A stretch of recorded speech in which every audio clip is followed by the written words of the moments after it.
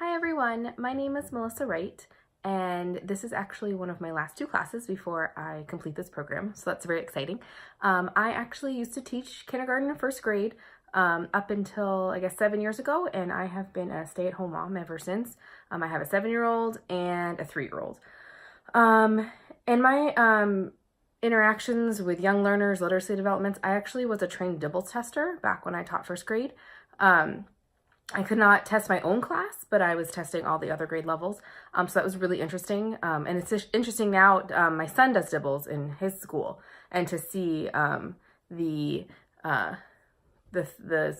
assessments that come back is very interesting, especially to see how it's changed in the last 7 years since I've taught.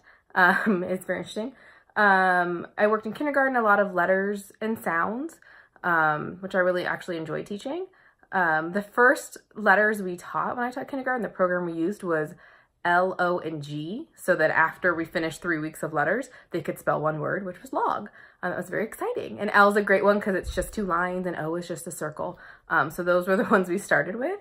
And then once I started teaching first grade, we moved into a lot more reading fluency, guided reading groups, a lot of strategies like look at the picture, point to the words. We would use fun pointers like witch fingers, little like erasers on the end of pencils or lollipop sticks, stuff like that to engage the students. We'd also use one I used to like was, does that look right? So if they were reading a word that obviously didn't start with the initial sound of the word that they were looking at, we would use that strategy a lot.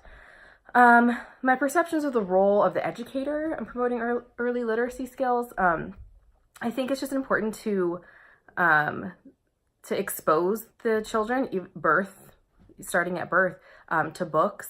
I always use books with my kids starting off, and there's book handling skills, how we read left to right, and how we open a book properly upside down, how there's a title page. I think those things, just doing read alouds, just reading to your kids every night, reading to your students every day.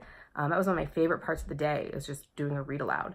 And I always usually themed my read aloud. So if it was October, we would read the Halloween books. And if it was November, we would do the Thanksgiving books. Or if we were doing a unit on mammals, the read aloud would go with that. I really enjoyed that. And I think that that's important to tie in the other core subjects into literacy. I think it's also important just to talk, especially to those infants.